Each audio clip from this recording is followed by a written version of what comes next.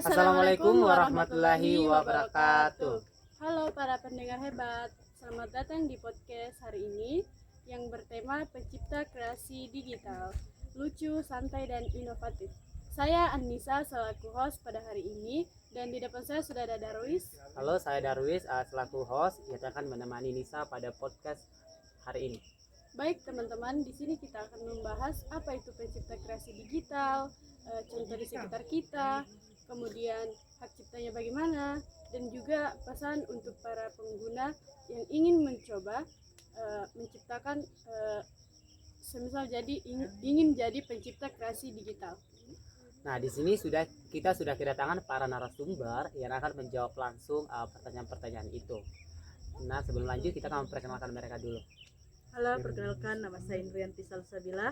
Perkenalkan nama saya Muhammad Ikram. Saya Rizka. Saya Yusua. Saya Rafli Junaidi.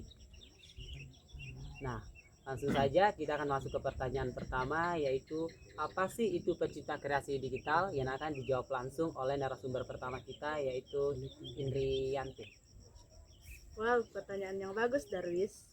Jadi, pencipta kreasi digital itu seperti superhero di zaman sekarang yang membuat konten menggunakan teknologi. Bayangin aja, kita tidak lagi menulis di atas buku atau melukis di atas kanva, tetapi sekarang kita memakai komputer, HP, aplikasi untuk membuat konten TikTok yang viral dan desain grafis untuk logo. Tapi yang bikin lucu itu biasanya hasil ngeditnya bisa salah, seperti wajahku yang pernah menjadi kucing di YouTube. Betul banget Indri, aku suka bilang kalau pencipta kreasi digital itu seperti koki digital. Mereka suka campur ide, alat, dan alat kreativitas lainnya. Tapi kalau masakannya hangat, kita bisa kita sendiri. Iya juga. Pemikiran yang sangat bagus Ikram, tetapi intinya ini tentang orang-orang inovatif yang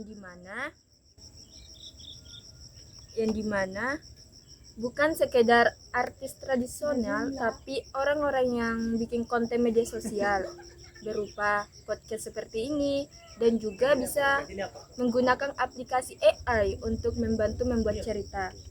Tapi tentunya kita mempunyai banyak imajinasi dan keterampilan digital. Wow, bagus banget penjelasannya. Jadi ringkasnya pencipta kreasi digital itu adalah mereka yang membuat konten digital inovatif dan seringkali lebih mudah disebarkan melalui internet. Nah, oke, siap. Nisa ingat. Oke, sekarang kita sudah tahu apa pencipta kreasi digital. Nah, sekarang kita masuk di contoh nyata. Apa sih contoh nyata pencipta kreasi digital di era sekarang, yang akan dijawab langsung oleh narasumber kita, Joshua? Tentu Darwis. Mungkin contohnya Raditya Dika yang menjadi YouTuber lokal dan influencer TikTok. Dia membuat video kocak yang membuat kita ketawa, tetapi mempunyai penuh inovasi. Mungkin contohnya seperti saya pernah lihat di sebuah aplikasi yaitu TikTok, membuat video viral seperti menggambar foto kucing menjadikan presiden, tetapi itu menjadi tren, dan mungkin kita juga menjadi kreator digital seperti itu. Benar sekali Jo. Selainnya seperti podcast seperti kita, atau pengembang website yang membuat platform belanja online. Saya suka contohnya MRBeast di YouTube. Dia membuat konten gila-gilaan yang inovatif dan membantu orang. Di Indonesia ada banyak banget seperti ilustrator, Behance yang bikin desain unik, yang bikin lucu. Kadang kita lihat pencipta digital di medsos, tapi nggak sadar bahwa mereka juga harus capek banget di edit sampai malam. Rafli, aku bisa memahaminya. Contoh lain, musisi membuat lagu di Shotpad digital seperti Grand Band, studio musik gratis. Mereka menciptakan digital yang membuat kita bergoyang sambil ketawa. Wah, keren. Jadi Bergoyang sambil ketawa. wow, keren ya. Jadi contohnya ada di mana-mana dan dari aplikasi yang dipakai kita sehari-hari. Jadi teman-teman tetap santai ya, karena pada hari ini kita sudah masuk mau di penghujung acara, tapi sebelum itu kita akan menjelaskan sedikit penjelasan tentang apakah hak cipta untuk pencipta kreasi digital sama dengan seniman pada umumnya, yang akan dijawab langsung oleh narasumber kita yaitu Rizka. Nah, begini teman-teman. Pada dasarnya ya, hak cipta melindungi karya siapa saja. Misalkan seniman pada umumnya mereka melindungi karya-karya mereka sendiri. Begitupun sebaliknya dengan hak pencipta. Mereka melindungi desain, video, dan kode yang mereka buat. Nah, tapi ada yang perbedaan yang sangat lucu. Misalnya, karya digital lebih mudah dicuri atau disebarkan di internet. Jadi, perlu aturan seperti DMCA atau Digital Millennium Copyright Association untuk melindungi digital kita. Bayangin saja, kalau lukisan dicuri, kita pasti lihat. Sedangkan kalau video yang dicopy baru disebarkan, bisa viral tanpa ada perlindungan hak cipta kita.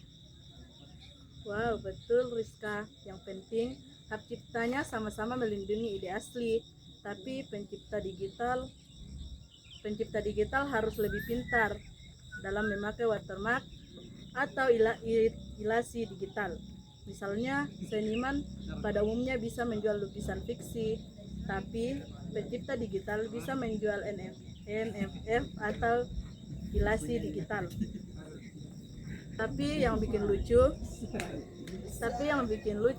saya pernah melihat di mana seseorang mungkin hak cipta atas nama kucing, tapi ternyata dari orang lain akhirnya jadi drama online yang membuat kita ketawa sambil belajar. Ya, pada intinya hak cipta mirip, tapi di dunia digital butuh ekstra hati-hati. Jadi sama-sama penting, tapi pencipta digital harus sadar dengan platform online. Terima kasih semuanya. Sekarang pesan buat para pendengar yang ada di luar sana ingin mencoba menjadi pencipta kreasi digital. Pertama, mulai aja dulu, jangan takut gagal.